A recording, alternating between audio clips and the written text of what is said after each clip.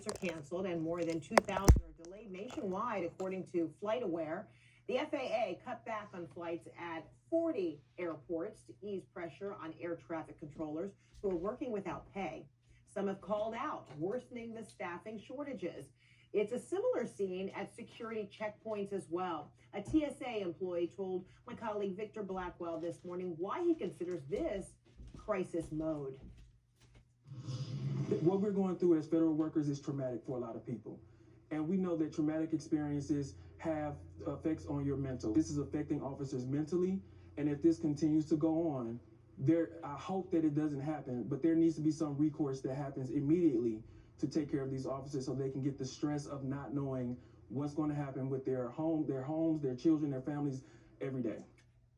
And he explained earlier, some TSA workers not going to work, not because they just don't want to, because they're not getting paychecks, but they don't have money for gas in order to get to work.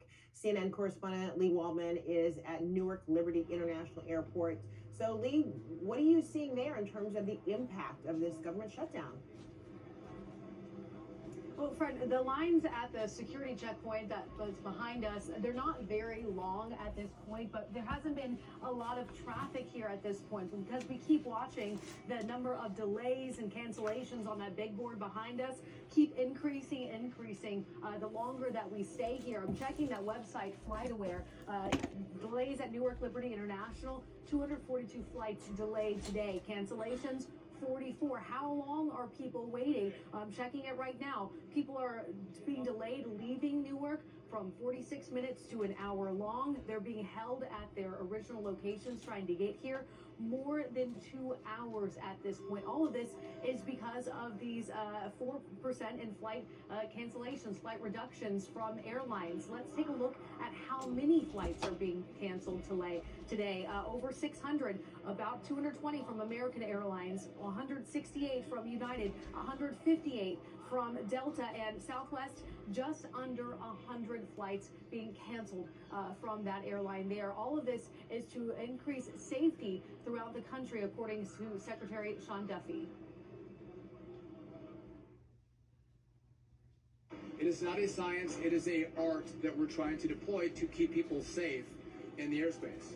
And we're trying to be,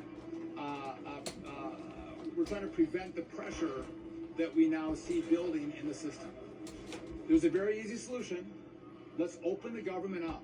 Let's pay our controllers and reduce the pressure.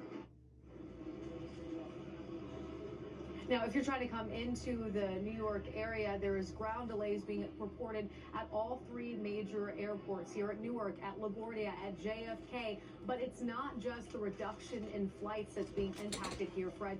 We know that there are 13 reports of staffing issues at FAA air traffic control facilities across the country, including one of the ones that handles traffic here, Fred. And then, Lee, if the shutdown continues, not just past this weekend, but into the next week, is there anything to anticipate as to what these airports will be looking like?